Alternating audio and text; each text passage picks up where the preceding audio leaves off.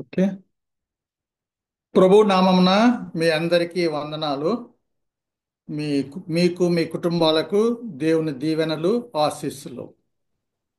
ఈరోజు మనము మన ప్రభు అయిన యేసుక్రీస్తు వారు శిలువపై పలికిన 5వ మాటను చూస్తాం.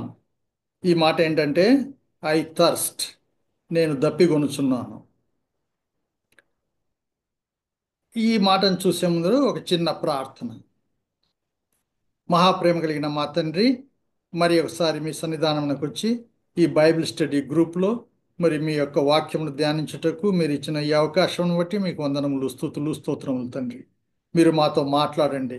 మీ పరిశుద్ధాత్మ యొక్క స్వరాన్ని మాకు వినిపించి మేము దాన్ని గ్రహించి మేము మా హృదయాల్లో పదిలపరుచుకొని జీవితాలలో అన్వయించుకుంటూ సహాయం దయచేయమని, వచ్చిన వారిని అందరినీ దీవించమని యేసు నామమున అడిగి వేడుకొంచున్నాం తండ్రి. ఆమేన్. ఈ ఐ థర్స్ట్ అనే మాట యోహాను సువార్త 19వ అధ్యాయము 28, 29లో ఇలా ఉంది. అటు తర్వాత సమస్తమును అప్పటికి సమాప్తమైనదని యేసు ఎరిగి లేఖనము నెరవేరినట్లు నేను దప్పిగొనుచున్నానను.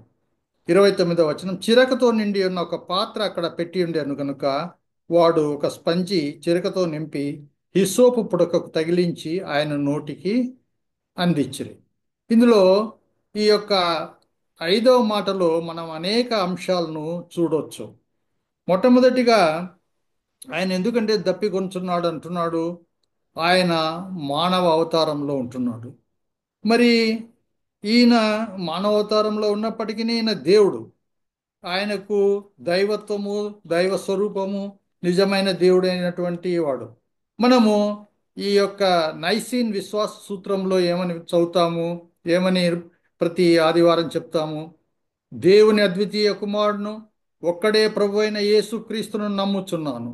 ఆయన అన్ని లోకముల కన్నా ముందు తన తండ్రి నుండి జన్మించిన వాడును, దేవుని నుండి దేవుడును, వెలుగు నుండి వెలుగును, నిజమైన దేవుని నుండి నిజమైన దేవుడును, సృజింపబడక జన్మించిన వాడును, తండ్రితో ఏకత్వము గల వాడును అయి ఉన్నాడు.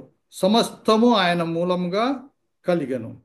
తర్వాత ఆయన దేవుడే కాకుండా ఆయన మనుష్యుడని కూడా మనము చెప్తుంటాం నైసిన్ క్రీడ్లో, విశ్వాసంలో.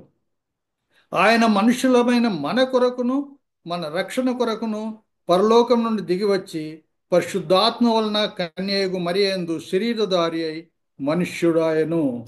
కాబట్టి ఆయన దేవుడు, ఆయనకు దైవత్వం ఉంది, మరి ఆయన మనుష్యుడు కూడా. మరి ఈ యొక్క దైవత్వం ఎలా ఉందంటే, ఆయన ఎంతో దేవుని జ్ఞానంతో మాట్లాడినాడు. మరి ఆయన దేవుని ప్రేమను చూపించినాడు. అనేకమైనటువంటి మెరకల్స్, అనేకమైనటువంటి ఆశ్చర్య కార్యములు, అద్భుత కార్యాలు చేసినాడు. He silenced the storm, he walked on the waters. చాలా అనేకమైన కార్యక్రమాలు చేసినాడు. 5 రొట్టెలు 2 చేపలు 5,000 మందికి పైగా అక్కడ పంచినాడు. అనేకమైన కుంటివారిని, గుడ్డివారిని బాగు చేసినాడు. ఎన్నో అద్భుత కార్యాలు చేసినాడు ఆయన. ఎందుకంటే ఆయనలో దైవత్వం కలదు, ఆయన దేవుడు. తర్వాత మనము యోహాను సువార్త 14వ అధ్యాయం 9వ వచనంలో చూస్తే ఆయన చివర్లో అందరితో వాళ్ళతో చెప్తున్నాడు. 14వ అధ్యాయంలో ఏమని? మీ హృదయాలను కలవరపడని యొక్క శిష్యులతో చెప్తున్నాడు, దేవుని యందు విశ్వాసం ఉంచుచున్నారు కాబట్టి నా యందు విశ్వాసం ఉంచుడి. తర్వాత నేను వెళ్ళి మీకు స్థలం సిద్ధపరుస్తాను, నేను తండ్రి దగ్గరికి వెళ్తున్నాను. ఇవన్నీ చెప్పినప్పుడు వాళ్ళు ఏమంటున్నారు తెలుసున? నువ్వు ఎక్కడికి వెళుతున్నావో మా తెలియదే, నీ మార్గము ఏదని వాళ్ళని అడిగితే యేసేమంటున్నాడు? నేనే మార్గమును సత్యమును జీవమును, నా ద్వారానే తప్ప ఎవడును తండ్రి యొద్దకు రాడు అంటున్నాడు. తర్వాత ఫిలిప్ ఏమన్నాడంటే, ప్రభువా తండ్రిని మాకు కనపరచుము, మాకంతే చాలును అని ఆయనతో అన్నాడు. తండ్రిని మాకు చూపెట్టు, మాకు అదే చాలు అని అడుగుతున్నాడు ఫిలిప్పు. అప్పుడు ఫిలిప్కి ఏం జవాబు ఇచ్చినాడంటే, యేసు 14వ అధ్యాయము యోహాను సువార్త 9వ వచనంలో, ఫిలిప్పు, నేను ఇంతకాలం మీ యొద్ద ఉండినను నీవు నన్ను ఎరగవా? నన్ను చూచిన వాడు తండ్రిని చూచి ఉన్నాడు గనక తండ్రిని మాకు కనపరచమని ఎలా చెప్పుచున్నావు? నన్ను చూస్తే తండ్రిని చూసినట్లే, కానీ తండ్రిని మరీ కనపరచమని నువ్వు ఎందుకు చెప్తున్నావని ఆయన ఫిలిప్పుతో అంటున్నాడు. ఈయననే దేవుడు, ఈయననే 100% గాడ్ అన్నమాట. కానీ మరి ఇక్కడ దప్పికొంటున్నాడు అది ఇది అని చెప్తున్నాడు కాబట్టి ఇక మానవ అవతారంలో ఉంటున్నాడు. నాస్టిక్స్ ఏమంటున్నారంటే ఈయన దేవుడు మాత్రమే, ఈయన మానవుడు కాదు, అందుకనే ఈయన అద్భుత కార్యాలు చేయగలిగినాడు అంటున్నాడు. మరి కొంతమంది ఏమంటున్నారంటే ఈయన సగం దేవుడు, ఈయన సగం మానవుడు. తప్పది. సగం దేవుడు సగం మానవుడు కాదు. He's not 50% God and 50% man. He's 100% God and 100% man. Theologians, వేద పండితులు చెప్పేది ఏంటంటే Jesus Christ is 100% God and 100% man. He's not 50% God and 50% man. సగం దేవుడు సగము మానవుడు కాదు. ఆయన సంపూర్ణమైన దేవుడు, సంపూర్ణమైనటువంటి మానవుడు. కాబట్టి మరి ఆయనలో దైవత్వం ఉంది, అనేకమైన అద్భుత కార్యాలు చేసినాడు, అనేకమైనటువంటి ఆ, ఆ, సూచక్రియలు చేసినాడు, తర్వాత దేవుని యొక్క ప్రేమను కనపరిచినాడు. ఇవన్నీ చూస్తే తర్వాత వద్దు డైరెక్ట్గా ఫిలిప్ వాళ్ళతో చెప్పినాడు, నన్ను చూస్తే తండ్రిని చూసినట్లే అని చెప్పి. మరి ఈయన మానవుడుగా ఎలా అని మనం చెప్తామంటే ఈయన మానవుడు ఎందుకంటే ఆ, మనం అనేకమైనటువంటి విషయాలు చూడొచ్చు ఈయన మానవుడు ఎట్లాగా ఉన్నాడని. ఆయన తన ప్రయాణం చేసి అలసిపోయేవాడు. యోహాను సువార్త 4:6లో ఏమనుంది? సమరయ స్త్రీ దగ్గర ఆ, ఉదంతంలో అక్కడ యాకోబు బావి ఉండెను గనుక యేసు ప్రయాణం వలన అలసి ఉన్న రీతినే ఆ బావి యొద్ద కూర్చున్నాను. సో ప్రయాణం వలన అలసిపోయినాడు. ఇది మానవులకు జరిగేటువంటి విషయం, అలసిపోవటం అనేది. ప్రయాణం చేస్తే అలసిపోవటం, ఎండలో పోయినందుకు అలసిపోయినాడు. కాబట్టి ఆయనకు అలసిపోయే లక్షణం ఉంది కాబట్టి ఈయన మానవుడు. తర్వాత ఆయన ఆకలి కొనేవాడు. తర్వాత ఎందుకు మత్తయి సువార్త 4:2లో చూస్తే 40 దినాలు 40 రాత్రులు ఉపవాసం ఉండిన పిమ్మట ఆయన ఆకలి కొన్నాడు. మరి 40 దినాలు 40 ఆ, రాత్రులు ఉపవాసం ఉన్న తర్వాత ఆకలి కొన్నాడు. అప్పుడే సాతాను ఆయనను శోధించింది. తర్వాత ఆయన నిద్రపోయేవాడు. మనం మార్క్స్ వార్త 4:38లో చూస్తే ఆయన దోణి అమరమున తలగడ మీద తలవాల్చుకొని నిద్రించుచుండెను. సో దోణి దగ్గర తలగడ మీద తలవాల్చుకొని నిద్రిస్తున్నాడు. సో ఆయన ఆకలి కొనేవాడు. ఆయన ఆ, తర్వాత అలసిపోయేవాడు, నిద్రించేవాడు. ఇంతే కాదు, ఆయన ఆశ్చర్యపడేవాడు కూడా. ఏంటి మార్క్స్ వార్త 6:5లో చూస్తే కొద్దిమంది రోగుల మీద చేతులుంచి వారిని స్వస్థపరచడు తప్ప మరి ఏ అద్భుతము ఆయన అక్కడ చేయజాలకపోయాను. వారి అవిశ్వాసం చూసి ఆయన ఆశ్చర్యపడినాడు. సో ఆయనకు ఆశ్చర్యము కలిగేది. తర్వాత ఆయన కలవరపడేవాడు కూడా. Jesus was troubled. ఎప్పుడు ఆ యోహాన్ సువార్త 11:33లో చూస్తే ఆ మేరీ ఏడ్చినప్పుడు ఆమె ఏడ్చుట, ఆమెతో కూడా వచ్చిన యూదులు ఏడ్చుటయు యేసు చూచి కలవరపడి ఆత్మలో మూలుగుచు అతడిని ఎక్కడ ఉంచిత్రని అడుగునాడు. సో ఆయన అలసిపోయేవాడు, ఆకలి కొనేవాడు, నిద్రపోయేవాడు, ఆశ్చర్యపడేవాడు, తర్వాత కలవరపడేవాడు. అంతేకాదు ఆయన దుఃఖించేవాడు కూడా. మరి వారు ప్రభువా వచ్చి చూడమని ఆయనతో చెప్పినప్పుడు ఈ లాజరస్ను చూసి యేసు కన్నీళ్లు విడిచినాడు. సో ఈయన మానవ లక్షణాలన్నీ ఉన్నాయి. అలసిపోవటం, ఆకలి కావటం, నిద్రపోవటం, బాధపడటం, ఆశ్చర్యపడటం, దుఃఖపడటం, కలవరపడటం, ఇలాంటివన్నీ కూడా ఉన్నాయి. కాబట్టి ఈయన 100% మానవుడు. ఇక్కడ దప్పిగొంచున్నాడు అనటంలో ఆయన మానవత్వము మనకు తెలియచేస్తున్నాడు. ఆయన శరీరము మానవ శరీరము కలిగి ఉంటున్నాడు. మరి ప్రభు అయిన దేవుడు మరి ఆ పరలోకాన్ని విడిచిపెట్టి ఈ లోకానికి వచ్చినాడు. ఎందుకు? ఆయన మానవుడుగా కాకపోతే ఆయన మనకు రక్షణ కార్యాన్ని చేయలేడు. అది చక్కగా ఆయన దాన్ని నిర్వర్తించుటకే ఆయన వచ్చినాడు. అందుకని హెబ్రీ 2:17లో ఉంది ఏమని? కావున ప్రజల పాపములకు పరిహారం కలుగజేయుటకై దేవుని సంబంధమైన కార్యములలో కనికరమును నమ్మకమును గల ప్రధాన యాజకుడు నిమిత్తము అన్ని విషయములలో ఆయన తన సహోదరుల వంటి వాడు కావలసి వచ్చెను. అన్ని విషయాల్లో కూడా తన సహోదరుల వంటి వాడు మానవుడుగా కావలసి వచ్చినాడు. ఎందుకు? ప్రజల పాపములకు పరిహారం కలుగజేయుటకి. ప్రజల పాపములు అంటే ఎవరో కాదు, నా పాపముల నిమిత్తం, మీ పాపముల నిమిత్తము ఆయన కనికరమును నమ్మకం కలిగిన ప్రధాన యాజకుడై మరి మనల్ని ఈ పాపం నుండి విడిపించడానికి మన వంటి వాడై ఆయన ఈ లోకానికి వచ్చినాడు. కాబట్టి మొట్టమొదటిగా ఆయన మానవుడు. మరి ఈయనకి ఎందుకు ఇక్కడ దప్పికొంటుంది? మానవుడైనంత మాత్రం దప్పికొనాలంటే ఏంటి? మనుషుని శరీరంలో మరి మెడికల్ సైన్స్ ఏం చెప్తుందంటే 60% is water. 60% of the body contains water. తర్వాత హ్యూమన్ బాడీలో, తర్వాత ఇది మెడికల్ జర్నల్స్ ఇవన్నీ చెప్తుంది. తర్వాత బ్రెయిన్ అయితే 73% వాటర్ ఉంటుందంట బ్రెయిన్లో. లంగ్స్లో అయితే 83% వాటర్ ఉంటుంది. Skin contains 64% water. Muscles and kidneys అయితే 79%. బోన్స్లో అయితే 31% వాటర్ ఉంటుంది. సో ఈ వాటర్ అనేది మన శరీరంలో వెరీ వెరీ ఇంపార్టెంట్ ఇంగ్రీడియంట్. ఎప్పుడైతే ఈ యొక్క వాటర్ అనేది తగ్గిపోతుందో అప్పుడు డీహైడ్రేషన్ మొదలు పడుతుంది. తర్వాత శరీరంలో బాధ వస్తుంది, శరీరంలో శ్రమ వస్తుంది. ఈ వాటర్ అనేది చాలా ముఖ్యము. మరి అన్ని ఆర్గన్స్లో వాటర్ ఉండాలి కాబట్టి ఈ వాటర్ అనేది ఏ మాత్రం తగ్గిపోయినా కూడా సమస్య అవుతుంది. మరి ఈయనకు ఈ వాటర్ తగ్గిపోయింది. ఎందుకు? ఈయనకు ఏం చేసినారు? ఈయన మొట్టమొదట ఈ వాటర్ తగ్గే పరిస్థితులు ఏమొచ్చినాయంటే ఈయన శరీరంలో మాండీ థర్స్డే మరి అక్కడ పండగ చేయటానికి మరి సిద్ధపరచమని శిష్యుని పంపించినాడు. అది గురువారము. అక్కడ పోయి వాళ్ళు గురువారం సాయంత్రము అక్కడ థర్స్డే ఆ పస్కా పండుగ చేసుకున్నారు. ఆ పస్కా పండుగలో ఆయన వారికి రొట్టె ద్రాక్షారసం కూడా ఇచ్చినాడు. మరి అక్కడ ఆయన వారి పాదములను తుడిచినాడు. ఆయన చెప్పినాడు మనుష్య కుమారుడు అప్పగింపబడతాడని చెప్పి, ఇంకా మీలో ఇక్కడ నాతో ఆ, చేయి ముంచిన వాడే నన్ను అప్పగిస్తాడని అంటున్నాడు. ఇవన్నీ చెప్పేందుకు ఇంకంత సిద్ధపాటైంది. మరి తర్వాత అక్కడ వాళ్ళు పాటలు కూడా పాడినారు. అదంతా అయిపోయిన తర్వాత పాటలు పాడి అక్కడ నుండి గెస్టమ్ అనే తోటకు పోయినారు.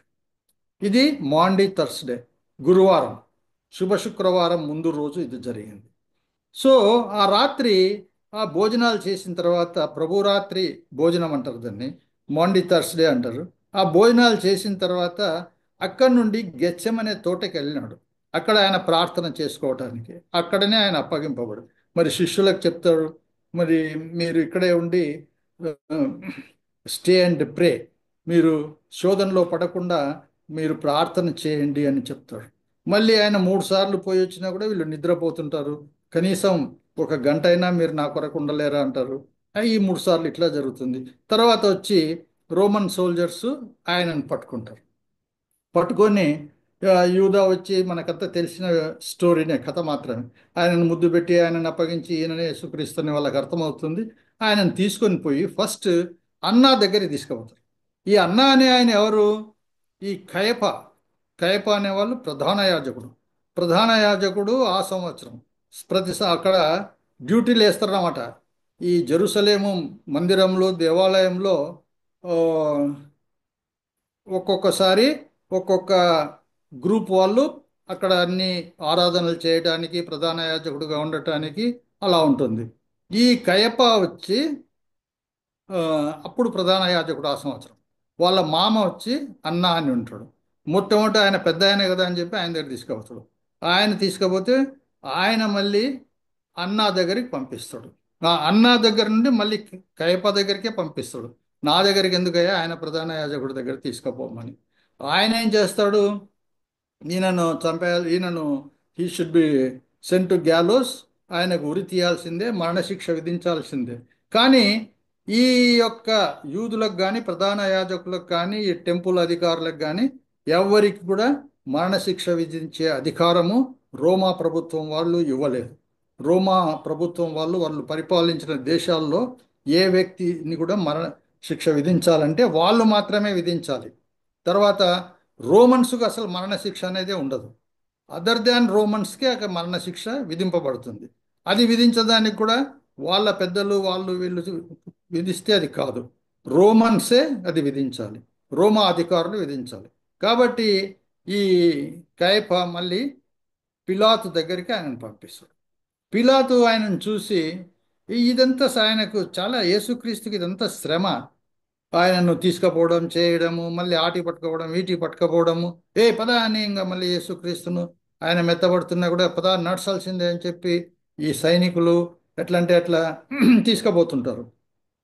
చాలా బెదిరించి తీసుకుపోతుంటారు. నిన్న ఎవరో చెప్తుంది, ఆ అజయ్ బాబును వాళ్ళ భార్య చెప్తుంది, ఈయన వస్తే ఆయన దబాయిచ్చి పద పద అని లాక్కెళ్తారట. అలాగా ఇంకా రోమా సైనికులు 2000 సంవత్సరాల క్రితం వాళ్ళు ఇంకా చాలా క్రూరంగా ప్రవర్తించేవాళ్ళు. ఆయనను తీసుకొని పోయినారు అక్కడికి, ఈ కైఫా నుండి పిలాతు దగ్గరికి. పిలాతు అంతా పరిశీలించి ఈయనలో ఏ దోషం లేదని తెలుసుకుంటున్నాను, అయినా నాకెందుకు ఇదని చెప్పి ఆయన అధికారి ఉన్నటువంటి హేరోద్ దగ్గరికి పంపిస్తాడు. మీరు ఈయనకు తీర్పు తీర్చండి, మీరు ఈయన విషయం చూడండి అని. మళ్ళా హేరోదు ఇదంతా నాకెందుకయ్యా బాబు, నువ్వే తీర్పు తీర్చని మళ్ళీ పిలాతు దగ్గరికి పంపిస్తాడు. ఇన్నిసార్లు అక్కడికి ఇక్కడికి ఆయనను తిప్పడం, నడిపించడం, ఈ మధ్య మధ్యలో ఆయనను కొట్టడం, మాకింగ్ చేయడం, ఇలాంటివన్నీ చేస్తుంటాడు. శరీరంలో అలసట, వేదన, బాధ, వ్యథ, తర్వాత ఆయనకు దాహము, ఎవరు ఆయనకు మంచినీళ్ళు ఇచ్చిన వాళ్ళు కూడా లేరు ఈ సమయంలో. ఇదంతా జరిగింది. ఇంకా మళ్ళీ పిలాత్ దగ్గరికి వచ్చినప్పుడు, చివరిగా రెండోసారి వచ్చినప్పుడు ఆయన సరే, నాకు దీంతో సంబంధం లేదు, నేను బరబ్బానే విడుదల చేస్తున్నాను, యేసును సిలువకు అప్పగిస్తున్నాను. అప్పుడు 6 గంటలకు తెల్లారిది. ఇదంతా రాత్రిపూట జరిగిన విషయం. ఈ రాత్రంతా జరిగి 6 గంటలకు తెల్లవారిన తర్వాత ఆయనను సిలువ మీదకి ఎక్కిస్తారు. ఉదయం తెల్ల ఆ సిలువ మీద అంతా రెడీ చేసి, సిలువ చేయాలని చెప్పి రెడీ చేసి, ఈయనను సిలువ మోసుకొని ఆ యొక్క ఆ సిలువ మార్గం ద్వారా జెరూసలేము వీధుల్లో అక్కడ పోవాలా. గొల్గతా కొండ దగ్గరికి ఆయన్నే మోసుకొని పోవాలా. తర్వాత ఆ, ఈ యొక్క శిలువను, ఈ భారాన్ని ఇదంతా తీసుకొని పోయి ఆయనకు అప్పటికే ముళ్ళ కిరీటం పెట్టి ఇదంతా చేసింటే బ్లడ్ వస్తుంటుంది, అదంతా వస్తుంటుంది. శరీరంలో చాలా శ్రమ, వేదన, బాధ, మనిషికి ఇంకా దాహము అదంతా వేస్తుంటుంది. దాదాపు రమారమి మళ్ళీ ఆయన నిలబెట్టిన తర్వాత 3 గంటలు అయి ఉంటుంది. దాదాపు అప్పటికే 4 వచనాలు ఆయన చెప్పినాడు, 4 మాటలు. మరి 4వ మాటగా మీరు చూసినారు, నా దేవా నా దేవా నన్ను ఎందుకు చేయి విడిచితివని, ఏలై ఏలై లామా సబక్తాని అని ఆయన చెప్పింటాడు ఆ, అరిమాయాక్ భాషల్లో. ఇప్పుడు ఈయన ఈ సమయంలో ఆయనలో ఉండే రక్తం కారుతుంది, చెమటలు వస్తున్నాయి, బాధ, వేదన, ఆ ఎండలు, మరి రాత్రల్లా నిద్ర మేల్కోవటము, అక్కడికి ఇక్కడికి తిరగటం, వీటన్నిటిని బట్టి ఆయనకు దాహం వేస్తుంది. ఈ దాహం వేసినప్పుడు ఆయన ఏమన్నాడంటే, ఐ థర్స్ట్ అని ఆయన చెప్పినాడు.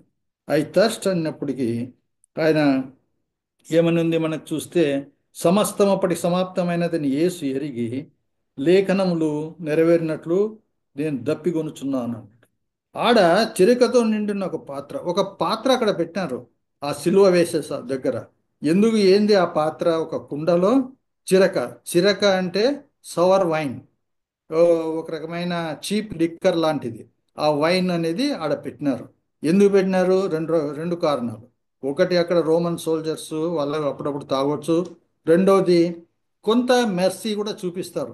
ఈ యొక్క సిలువ వేసే వాళ్ళకు, వాళ్ళు బాధపడుతుంటే కొంచెం మత్తు వస్తే కన్నా నొప్పి తగ్గుతుందని చెప్పి వీళ్ళు కొంత మెర్సీ కొరకు కూడా దాన్ని ఉపయోగిస్తారు. వీళ్ళు ఆయన అడిగినప్పుడు ఏం చేసినారు, ఈ యొక్క స్పంజి అంటే ఒక క్లాత్, ఏదో కాటన్ టైప్ దాన్ని దాంట్లో చిరకలో ముంచి అదంతా బాగా పీల్చుకుంటే, ఆ పీల్చుకున్న దాన్ని ఒక హిస్సోపు స్టిక్కు తగిలిచ్చి, ఎందుకు సిలువ అంటే చాలా ఎత్తులో ఉంటుంది, ఈ యొక్క ఏ అందియాలన్నా కూడా ఆయనకు అందదు కాబట్టి స్టిక్కు తగిలిచ్చి ఆ యొక్క స్పంజిని ఆయన నోటి దగ్గర పెడితే ఆ యొక్క స్పంజిలో ఉన్నటువంటి కాటన్లో ఉన్న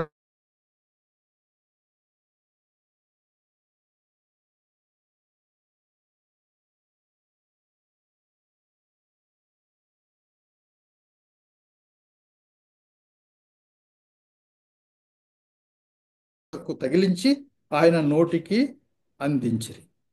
ఇది మనం మొట్టమొదటి ఏం చదివినాము, ఈ యొక్క లే అటు తర్వాత యోహాను సువార్త 19:28 మొదటికి వస్తే, అప్పటికి సమాప్తమైనదని యేసు ఎరిగి, సమస్తమును సమాప్తమైనదని యేసు ఎరిగి లేఖనము నెరవేరినట్లు నేను దప్పిగొనుచున్నాను.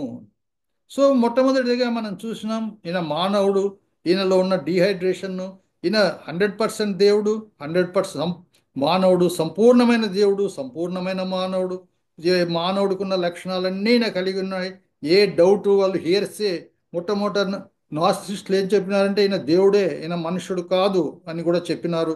మనుషుడైతే ఇవన్నీ చేయనీకి కాదు, దేవుడు స్వతహాగా పరలోకం నుండి దిగి వచ్చి ఈయన ఒట్టి మానవ లక్షణాలు ఏమీ లేవు, దైవత్వమే కలిగి ఉన్నాడు అన్నారు. కాదు, ఈయన దేవుడు ప్లస్ మానవుడు. ఎందుకంటే ఆయనకు ఆకలేసింది, నిద్రపోయేవాడు, కలవరం చెందినాడు, ఏడ్చినాడు.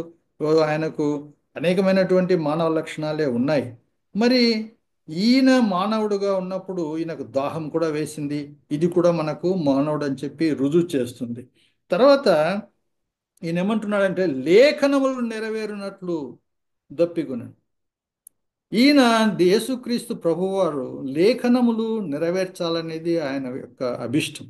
లేఖనములలో వ్రాయబడినది తండ్రి కార్యములన్నీ నెరవేర్చాలి అనేది ఆయన యొక్క ఇష్టం. ఎందుకంటే మనం చూస్తే కీర్తనలు 69:21 ఏమని రాయబడిందంటే, కీర్తనలు 69:21 వారు చేదును నాకు ఆహారంగా పెట్టిరి, నాకు దప్పిక అయినప్పుడు చిరకను త్రాగనిచ్చిరి. చేదును ఆహారంగా పెట్టిరి, నాకు దప్పి అయినప్పుడు చిరకను త్రాగనిచ్చిరి. 69:21 ఉంది చూడండి. వారు చేదును నాకు ఆహారంగా పెట్టిరి, నాకు దప్పిక అయినప్పుడు చిరకను త్రాగనిచ్చినారు. సో ఆ చిరకను త్రాగనిచ్చినారు. ఇది ప్రవచనం అన్నమాట. ఈ ప్రవచనము నెరవేరటానికి ఆయన ఈ చిరకను అప్పుడు తీసుకున్నాడు. తర్వాత ఇదొక్కటే కాదు, అనేకమైనటువంటి, ఇది చివరిగా చనిపోకముందు ఇదొక్క ప్రవచనమే మిగిలినది. దీన్ని కూడా నెరవేర్చాలనే ఉద్దేశంతో ఆయన కంప్లీట్గా అన్ని ప్రవచనాలు నెరవేర్చాలి తనకు పట్ల వ్రాసినటువంటివని చేసినాడు. అంతకుముందు ఎన్ని ప్రవచనాలు నెరవేర్చినాడు? మీకా రాసినటువంటి, మీకా ప్రవక్త రాసినటువంటి ప్రవచనం 5వ అధ్యాయం 2వ వచనంలో ఏమనుంది? బెత్లెహేము ఎఫ్రాతా యూదా వారి కుటుంబములలో నీవు స్వల్ప గ్రామమైనను నా కొరకు ఇశ్రాయేలీలను ఏలబోవాడు నీలో నుండి వచ్చును. పురాతన కాలం మొదలుకొని శాశ్వత కాలము ఆయన ప్రత్యక్షమవుచుండెను. కాబట్టి ఆ మీకా రాసింది కూడా నెరవేరబడింది. తర్వాత ఆయన యొక్క సొంతము డిసైపుల్సే ఆయనను విసర్జించుతారని కూడా ఆయన రాసినారు. అది ఎక్కడ రాసినారు? కీర్తనలు 41:9 చూడండి. కీర్తనలు 41:9 ఇలా వ్రాయబడింది.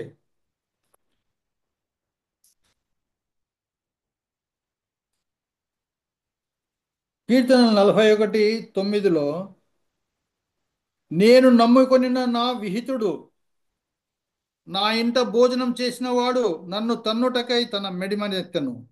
సో ఇస్కరియోతు యోధ ఆయనతో కలిసి భోజనం చేసేవాడు, ఆయనను అప్పగించినాడు. తర్వాత 7వ వచనంలో కూడా ఉంది, 41:7 నన్ను ద్వేషించు వారందరూ కూడి నా మీద గుసగుసలాడుచున్నారు. సో ఇవన్నీ మరి దావీదు మహారాజు ఆయన ప్రవచనాలు పలికినాడు. దేవుడు ఈయన నోటి నుండి జరగబోయే సంగతులను వ్రాసినాడు. ఇవన్నీ ఈయన విషయంలో నెరవేర్చబడినాయి. తర్వాత 31 కీర్తనల్లో 11వ వచనంలో ఏమనుందంటే, నా శత్రువులందరికీ నేను నిందాస్పదనై ఉన్నాను, నా పొరుగు వారికి విచారణ కారణంగా ఉన్నాను, నా నిలవరులకు భీకరుడై ఉన్నాను, వీధిలో నన్ను చూచువారు నా ఎదుటి నుండి పారిపోదురని. తర్వాత యెషయా 53లో కూడా ఒక ప్రవచనం ఉంది. 7వ వచనంలో, అతడు దౌర్జన్యం నందను బాధింపబడినను అతడు నోరు తెరవలేదు, వదకు తేబడు గొర్రె పిల్లయు బొచ్చు కత్తిరించు వాని ఎదుట గొర్రెయు మౌనంగా ఉన్నట్లు అతడు నోరు తెరవలేదు. పిలాతు దగ్గర తీసుకొచ్చినప్పుడు ఆయన నోరు తెరవలేదు. తర్వాత ఆయన తన శత్రువుల కొరకు ప్రార్థిస్తాడని యెషయా 53:12 చెప్పబడింది. కావున గొప్పవారితో నేను అతనికి పాలు పంచిపెట్టాను. Therefore I will give him a portion among the great and he will divide the spoils with the strong. Because he poured out his life unto death and was numbered with the transgressors. ఆయన మరి ఆ, అతిక్రమములలో చేసిన వారిలో ఎంచబడినాడు అన్నమాట. And as a sheep before and was numbered with the transgressors for he bore the sin of many. అనేకుల యొక్క పాపాన్ని ఆయన మోసినాడు and made intercession for the transgressors. మరి ఆయన శత్రువుల కొరకు ఆయన ప్రార్థన విజ్ఞాపన కూడా చేసినాడు. తర్వాత ఆయన యొక్క బట్టల వస్త్రాల గురించి చీట్లు వేయబడినదని ముందుగానే వ్రాసి పెట్టబడింది.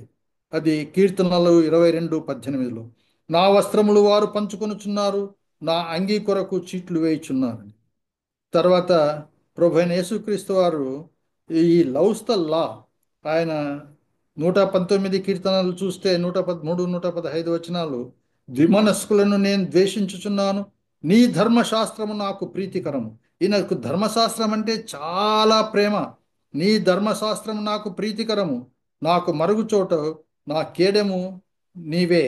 నేను నీ వాక్యము మీద ఆశ పెట్టుకొని ఉన్నాను, నేను నా దేవుని ఆజ్ఞలను అనుసరించదును, దుష్క్రియలు చేయవాళ్ళ నా యొద్ద నుండి తొలగు. కాబట్టి ఈ యొక్క సమయంలో ఈ వచనంను, ఈ 5వ వచనంను ధ్యానించే మనము ఆలోచించాల్సినటువంటి అనేక విషయాలు. ఆయన మన కొరకు ఎంత బాధ పొందినాడు, మన పరలోకాన్ని వదులుకొని వచ్చి మనుష్యుడిగా ఉండి ఎంత బాధ పొందినాడు.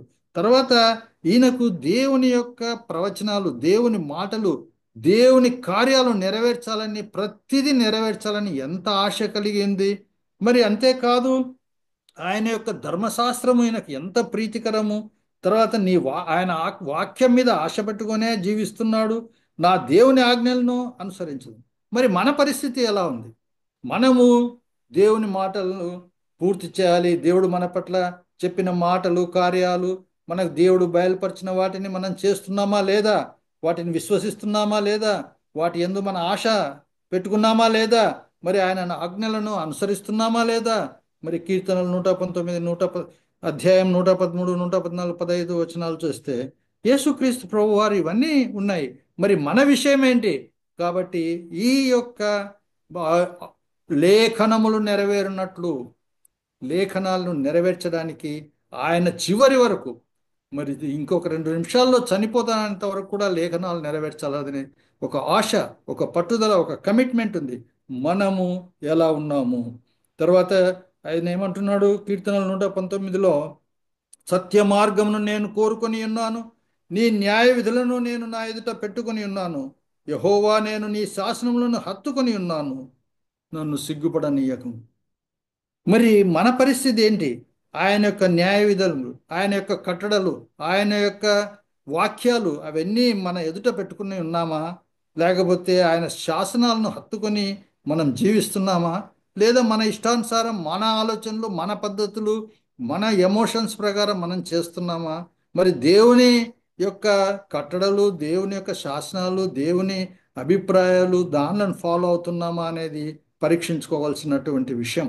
ఈ 5వ శిలువ మీద పలికిన 5వ మాటను మనం ధ్యానించేటప్పుడు మరి ఇవన్నీ మనకు we have to reflect all these things in our lifes.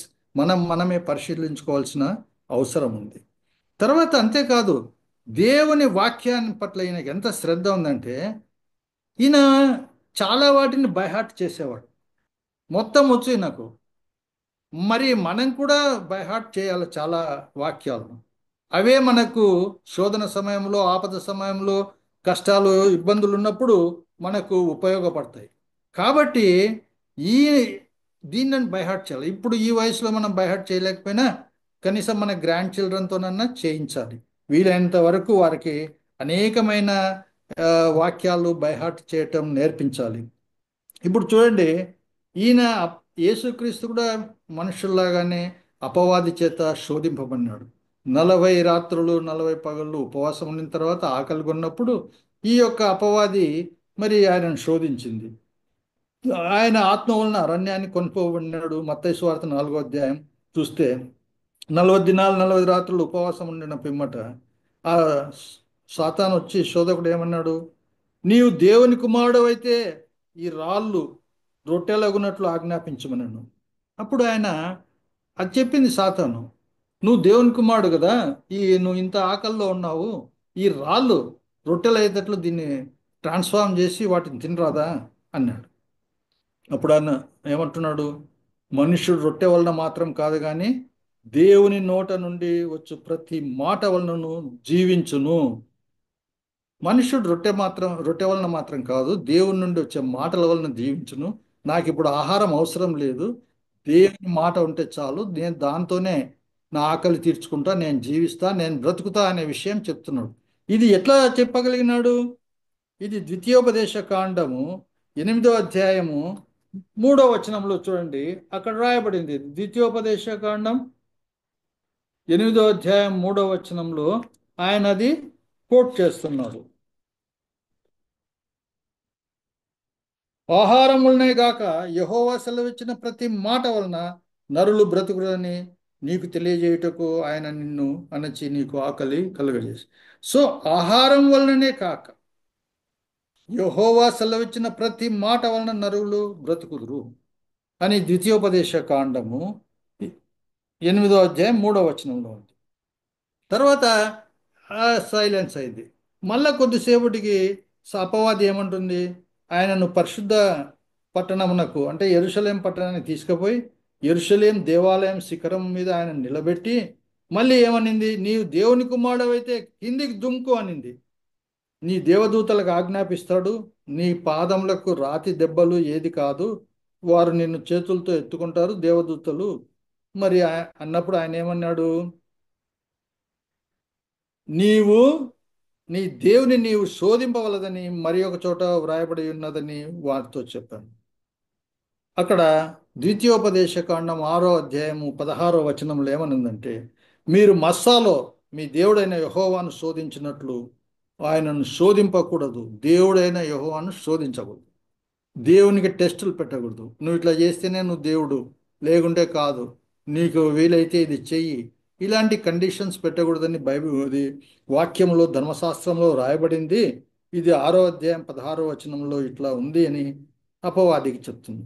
So అపవాదిని ఎదుర్కోవాలంటే ఈయన యేసుక్రీస్తు ప్రభు వారు ఏం చేస్తున్నారు? దేవుని వాక్యంతోనే ఎదుర్కొంటున్నాడు. మనకు ఎప్పుడైతే దేవుని వాక్యం బై హార్ట్ మన హృదయంలో ఉంటుందో, మన పెదవుల మీద ఉంటుందో, అప్పుడు మన అపవాదిని ఖచ్చితంగా ఎదుర్కొంటాం. ఎట్లయితే ఒక శత్రువుతో యుద్ధం చేసేవాడు అతని చేత గన్ను, అతని చేత వెపన్స్, అమ్యునిషన్స్ లేకుండా యుద్ధం ఎవరు చేయలేరు. మరి మన వెపన్స్, మన అమ్యునిషన్స్, ఈ లోకంలో శత్రువు మన సాతానుడు. మరి అనేకమైన వాటి ద్వారా మనము పోరాడవలసి ఉంటున్నది. ఇలా పోరాడాలంటే మన దగ్గర ఉన్న వెపన్స్, అమ్యునిషన్స్ ఏంటంటే దేవుని వాక్యం. వాటిని కంటతో పెట్టుకోవడం, జ్ఞాపకం చేసుకోవడం, అవసరమైనప్పుడు వాటిని నెమరు వేస్తుండడం, అవసరమైనప్పుడల్లా మన శోధనలు వచ్చినప్పుడల్లా వాటిని తలంచుకొని ధైర్యపడి ఆదరణ పొంది ముందుకు జీవితంలో వెళ్ళాల్సిన అవసరం ఉంటుంది. ఇంకోటి ఆ, మళ్ళీ ఏం చేసినాడు? సాతాను మూడోది చెప్పుకుంది, నీవు సాగిలపడి నాకు నమస్కారం చేస్తే నీకు లోక రాజ్యాలన్నిటినీ ఇస్తాననింది. అప్పుడు ఆయన ఏమన్నాడు తెలిసిన? 6:13 ద్వితీయోపదేశ కాండంలో ఉంది, నీ దేవుడైన యెహోవాకు భయపడి ఆయనను సేవించి ఆయన పేరిట ప్రమాణం చేయవలను, ఇతర దేవతలను అనగా మీ చుట్టూ ఉన్న జనముల దేవతలను సేవించకూడదు, ఎవరిని కూడా సేవించకూడదు, కాబట్టి నీకు మొక్కే క్వశ్చనే లేదు అని చెప్పి ఆయన చెప్పింది. ఈ విధంగా ఈయన వాక్యం అంటే ప్రేమనే కాదు, దేవుని వాక్యాలు నెరవేర్చాలని ఆసక్తి మాత్రమే కాదు, దేవుని వాక్యాలను ఆయన అన్ని శ్రద్ధగా హృదయంలో భద్రపరుచుకొని ప్రతి అవసరంలో దాన్ని ఉపయోగించినాడు. మరి సాతానును దాని ద్వారానే ఎదుర్కొన్నాడు. మరి ఆయన దేవుని వాక్యాన్ని తప్పకుండా నెరవేర్చాలని, దేవుని వాక్యానికి విధేయుడై ఉండాలని, దేవుని వాక్యం పట్ల ఎంతో ఆసక్తి కలిగి ఉండాలని ఆయన ఉండి లేఖనములు నెరవేరినట్లు దప్పికొనుచున్నాను అని చెప్పి. సో యోహాను భక్తుడు అందుకనే చక్కగా దాన్ని రాసినాడు, లేఖనములు నెరవేరినట్లు ఆయన దప్పికొనుచున్నాడని చెప్పినాడు. కాబట్టి ఆయనకు లేఖనాల పట్ల ఆయనకున్న ఆసక్తి, ఆ నెరవేర్పు, ఆయనకున్నటువంటి ఇష్టము, ఆయనకున్నటువంటి ప్రీతి, ఆయనకున్నటువంటి దాని యొక్క శక్తి ఆయన బాగా నేర్చుకొని ఆయన దాని గురించి చాలా గొప్పగా. మరి మనకేంటి? మన జీవితాలు ఎట్లున్నాయి? మరి వాక్యాల పట్ల, మరి ఆయన యొక్క కట్టడల పట్ల, ఆయన న్యాయ విధుల పట్ల మనం ఏమనుకుంటున్నాం? 119:4 కీర్తనల్లో ఏమనుంది? 119:4 కీర్తనలో, నీ ఆజ్ఞలను జాగ్రత్తగా గైకొనవలనని నీవు మాకు ఆజ్ఞాపించి ఉన్నావు. నీ ఆజ్ఞలను జాగ్రత్తగా గైకొనవలనని నీవు మాకు ఆజ్ఞాపించి ఉన్నావు. మరి ఒకసాట 24వ వచనంలో ఏమనుంది? 119 అధ్యాయంలో, నీ శాసనములు నాకు సంతోషకరములు, అవి నాకు ఆలోచనకర్తలై ఉన్నవి. నీ యొక్క మాటలు, మీరు చెప్పిన దేవుడు చెప్పే మాటలు నాకు ఆలోచనకర్తలు. అవే, they are my counsellors, they are my advisers. అవే నాకు సంతోషకరములు. They will give me joy. కాబట్టి నాకెవరో మంత్రులు, వాళ్ళ స్నేహితులు, వాళ్ళు వీళ్ళు ఆలోచన అడ్వైజ్ ఇవ్వాల్సిన అక్కరం లేదు. మీ యొక్క శాసనములే నాకు ఆలోచనకర్తలై ఉన్నాయి. తర్వాత ఈ యొక్క ఈ దేవుని పట్ల ఈయనకు ఈ యొక్క తృష్ణ అనేది ఉంది. ఇప్పుడు ఒకటి, దప్పిగొనుచున్నానని చెప్పడంలో ఆయన మానవుడు అనేది తెలియజేస్తున్నాడు. రెండవది, లేఖనమును నెరవేర్చినట్లు, అంటే లేఖనం పట్ల ఆయన యొక్క ఆ, నమ్మకము, విశ్వాసము, ఆయన వాటిని నెరవేర్చాలని ఆయన పట్టుదల, మరియు వాటి పట్ల ఆయన భావము, మరి వాటిని ఎలా ఉపయోగించినాడు, ఎలా వినియోగించినాడు, ఎలా శ్రద్ధ వహించినాడు అనే విషయాలు చూసినాం. అది అంతేకాక ఇప్పుడు ఈయన యొక్క దాహంలో ఉన్నటువంటి విషయాలు కొన్ని చూస్తాం. ఈయనకి ఎట్లెట్ల దాహంలో ఏమేమి దాహం అవుతుంది అనేది. ఈయన మొట్టమొదటిగా దేవుని కొరకు దే దాహం ఎక్కువ. దుప్పి నీటి వాగుల కొరకు ఆశపడినట్లు, దేవా నీ కొరకు నా ప్రాణము ఆశపడుచున్నది. నా ప్రాణము దేవుని కొరకు తృష్ణగొనుచున్నది, జీవం గల దేవుని కొరకు తృష్ణగొనుచున్నది. దేవుని సన్నిధికి నేను ఎప్పుడు వచ్చేదను, ఆయన సన్నిధికి నేను ఎప్పుడు కనబడతానని చెప్పి ఆయన దేవునికి దేవుణ్ణి తృష్ణగొంటూ ఉన్నాడు. So I thirst for my God. తర్వాత ఆయనకి ఇంకా ఏం థర్స్ట్ ఉంది? నీ బలమును నీ ప్రభావమును చూడవలనని పరిశుద్ధాలయమందు నేను ఎంతో ఆశతో నీ తట్టు కనిపెట్టు కొని ఉన్నాను. నీళ్లు లేక ఎండి ఉన్న దేశమందు నా ప్రాణము నీకు తృష్ణ కొని ఉన్నది, నీ కొరకు తృష్ణ కొని ఉన్నది. నీ మీది ఆశ చేత నిన్ను చూడవలనని నా శరీరం పురుషించు. సో దేవుని పట్ల ఎంత ఆశ, ఎంత తృష్ణ అనేది ఉంది నాకు. మరి మన విషయం ఏంటి? మనకు దేవుని పట్ల తృష్ణ ఉంది. Do we thirst for God? Do we thirst for God? తర్వాత చూస్తే ఇంకోటి, యోహాను సువార్త 4లో ఏం చెప్తున్నాడు?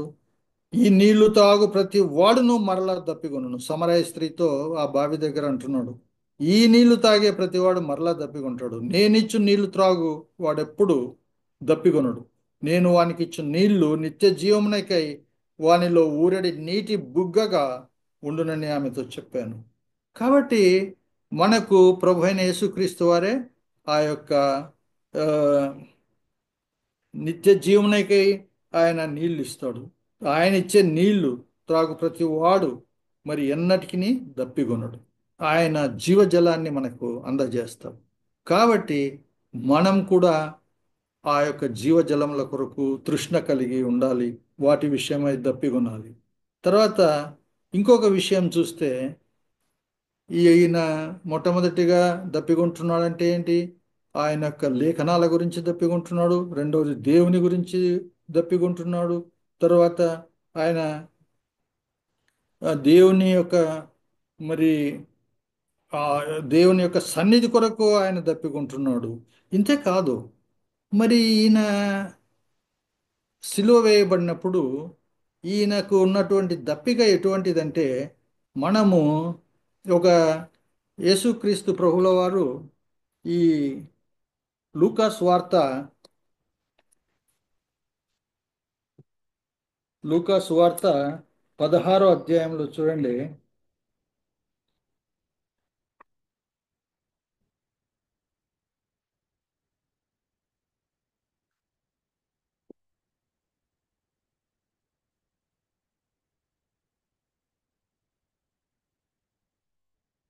లూకాస్ వార్త, 1 సెకండ్,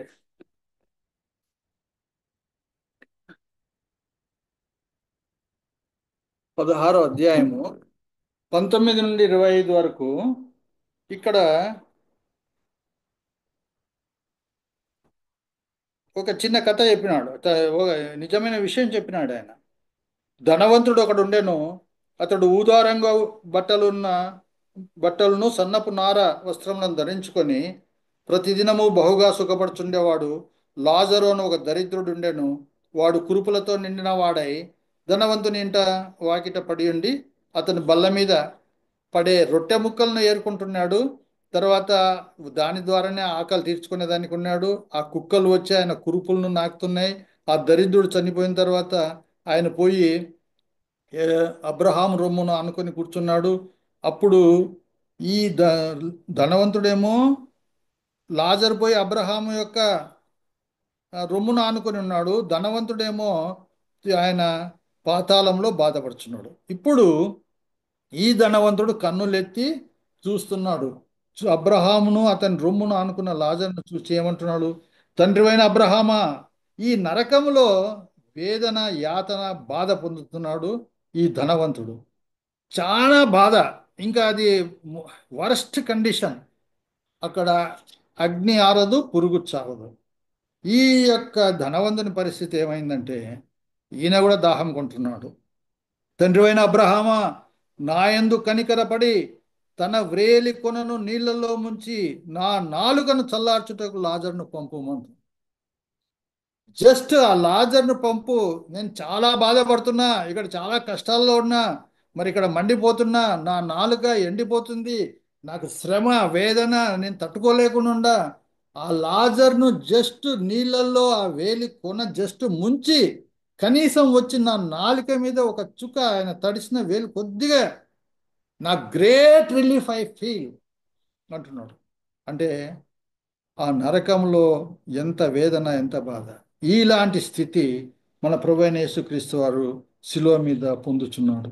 అంటే దప్పి కొనుచున్నాడని ఆ రోజు ఆ ధనవంతుడు ఎట్లా అంటున్నాడో ఈయన పరిస్థితి అట్లంది. మరి ఎందుకు ఈయనకు ఆ పరిస్థితి వచ్చింది? ఎందుకంటే నా పాపం కొరకు, నీ పాపం కొరకు ఆయన, మరి దేవుడు ఆయన మీద మొత్తము మన పాపముల నిమిత్తము ఆయన ప్రాయశ్చిత్తం చేసి ఆయన నా నరకాన్ని అనుభవించే పరిస్థితి తీసుకొచ్చినాడు. ఆయన కూడా దప్పిగొంచున్నాడు. ఆయన కూడా ఆ యొక్క ఒక్క ముక్క, ఒక్క చుక్క నీళ్ళు వచ్చినా కూడా గ్రేట్ రిలీఫ్ అనే ఫీలింగ్, ఆ పరిస్థితి తీసుకొచ్చింది. It is God's full blown wrath. ఇంగ్లీష్లో ఏమన్నారంటే God's full blown wrath was put on Jesus. దేవుడు ఏమాత్రం ఇంకా కనికరించలేడం లేదు. ఆయన మన కొరకు, మన శ్రమల నిమిత్తము ఆయన ప్రాయశ్చిత్తంగా చేయన్నాడు. ఏదో ఒక లైట్గా చేయబడలేదు. మొత్తము దేవుని యొక్క ఉగ్రత, దేవుని శాపము, దేవుని యొక్క కోపము మరి ఆయన మీదంతా, ఆయన యొక్క మన పాపం నిమిత్తం ఆయన మీద వేయబడినప్పుడు ఆయన పాపిగా మార్చబడినాడు. కాబట్టి ఆయన దేవుని ఉగ్రత ఆయన మీద చాలా భయంకరంగా ఉంది. అందుకనే ఆ స్థితిలో ఆయన నేను దప్పిగొనుచున్నాను అనే పరిస్థితి వచ్చింది.